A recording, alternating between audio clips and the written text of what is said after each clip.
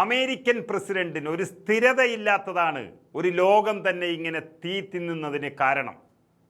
കഴിഞ്ഞ ദിവസം എല്ലാം മതിയാക്കുന്നു, തനിക്ക് ഹോർമൂസ് പാതയിലെ സൗകര്യം മാത്രം തന്നാൽ മതിയെന്ന് പറഞ്ഞു പോയ ഒരാൾ പിറ്റേ ദിവസം രാവിലെ വന്ന് യുദ്ധത്തിന് ആഹ്വാനം ചെയ്യുന്നതും നമ്മൾ കണ്ടു.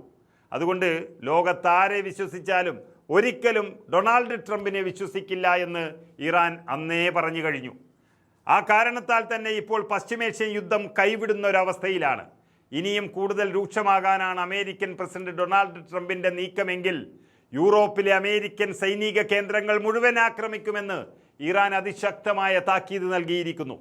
ഇറാൻ ഉദ്യോഗസ്ഥരുടെ ശക്തമായ താക്കീത് അന്താരാഷ്ട്ര മാധ്യമങ്ങൾ ഇത് റിപ്പോർട്ട് ചെയ്യുന്നത് വളരെ വ്യക്തമായ ആധികാരികതയോടുകൂടിയാണ്. സൈപ്രസിലെ ബ്രിട്ടീഷ് വ്യോമതാവളവും സാധ്യതയുള്ള ലക്ഷ്യങ്ങളിൽ ഒന്നാണെന്നാണ് ഈ റിപ്പോർട്ടിൽ പറയുന്നത്.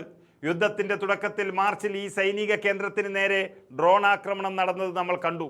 തെക്ക് കിഴക്കൻ യൂറോപ്പിലെ ബൾഗേറിയയും ഇറാന്റെ തിരിച്ചടിക്കായി പരിഗണിക്കുന്ന ലക്ഷ്യങ്ങളിൽ ഉൾപ്പെടുന്നതായാണ് റിപ്പോർട്ട് സൂചിപ്പിക്കുന്നത്. അതിലേറ്റവും വലിയ അപകടം എന്ന് പറയുന്നത് ഇറാൻ സഹിക്കുന്നതിലും അപ്പുറത്തായി എന്നുള്ളതാണ്. പ്രതിരോധിക്കുക എന്നതിലുപരിയായി ഇപ്പോൾ ആ രാജ്യവും രാജ്യത്തെ ജനങ്ങളും പൂർണ്ണമായും ആക്രമണ മനോഭാവത്തിലേക്ക് മാറിയതായി ഇറാന്റെ ഒരു മുതിർന്ന ഉദ്യോഗസ്ഥൻ വ്യക്തമാക്കിയിട്ടുണ്ട്. സംഘർഷം അവസാനിപ്പിക്കുന്നതിനും ഹോർമൂസ് കടലിടുക്കിന്റെ നിയന്ത്രണം സംബന്ധിച്ച തർക്കങ്ങൾ പരിഹരിക്കുന്നതിനുമുള്ള ചർച്ചകൾ നിലച്ചൊരു സാഹചര്യത്തിലാണ് ഈ നീക്കം. ഇറാനുമായി നിലവിൽ ചർച്ചകളൊന്നും നടക്കുന്നില്ലെന്നും ചർച്ചകൾക്ക് പദ്ധതിയില്ലെന്നും നേരത്തെ ട്രംപ് വ്യക്തമാക്കിയതാണ്.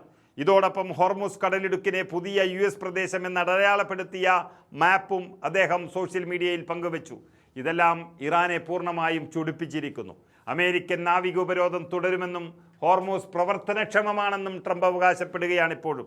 എന്നാൽ അമേരിക്ക ഉപരോധം പിൻവലിക്കുകയും മരവിപ്പിച്ച ആസ്തികൾ വിട്ടു നൽകുകയും എണ്ണ ഉപരോധം നീക്കുകയും സൈനിക നടപടികൾ അവസാനിപ്പിക്കുകയും ചെയ്യുന്നതുവരെ ഹോർമൂസ് കടലിടുക്ക് തുറക്കില്ലെന്ന് Iran parliament speaker Mohammad Bagher ഗാലിവാഗ് തുറന്നടിച്ചിരിക്കുന്നു. എന്നാൽ മറൈൻ ട്രാഫിക് വിവരങ്ങൾ പ്രകാരം ഹോർമൂസ് കടലിടുക്കിലെ ഇറാന്റെ നിയന്ത്രണം ക്രമേണ കുറയുന്നതായിട്ടാണ് റിപ്പോർട്ടുകൾ വരുന്നത്. പശ്ചിമേഷ്യൻ യുദ്ധത്തിന് മുൻപ് ക്രൂഡ് ഓയിൽ പ്രകൃതിവാതക ഗതാഗതത്തിൻ്റെ ഏകദേശം 1/5 കടന്നു പോകുന്നത് ഈ പ്രധാന ജലപാതയിലൂടെ തന്നെയായിരുന്നു. എന്നാൽ കഴിഞ്ഞ ആഴ്ച കുറഞ്ഞത് 95 കപ്പലുകളും അതിന് മുമ്പത്തെ ആഴ്ച 118 കപ്പലുകളും കടന്നുപോയതായി മറൈൻ ട്രാഫിക് ഡാറ്റ വ്യക്തമാക്കുന്നു. കഴിഞ്ഞ 2 ആഴ്ച ഹോർമൂസിലൂടെ കടന്നുപോയ കപ്പലുകളിൽ ഏകദേശം 80% ഒമാൻ റൂട്ടാണ് ഉപയോഗിച്ചത് എന്നും ആഗോള ഷിപ്പിംഗ് ഡാറ്റ വ്യക്തമാക്കുകയാണ്. ഐക്യരാഷ്ട്രസഭ അംഗീകരിച്ച ഈ ഷിപ്പിംഗ് ചാനലിനെ ഇറാൻ ശക്തമായി എതിർക്കുന്നുണ്ട്. ഇറാൻ ഇപ്പോഴും ഹോർമൂസ് തങ്ങളുടെ നിയന്ത്രണത്തിലാണെന്ന് അവകാശപ്പെടുന്നുണ്ടെങ്കിലും കൂടുതൽ കപ്പലുകൾ ഇറാന്റെ മുന്നറിയിപ്പുകൾ അവഗണിച്ച് അമേരിക്കയുടെ സംരക്ഷണം ലഭിക്കുമെന്ന ഉറപ്പിൽ ജലപാതയിലൂടെ സഞ്ചരിക്കുകയും ചെയ്യുന്നു.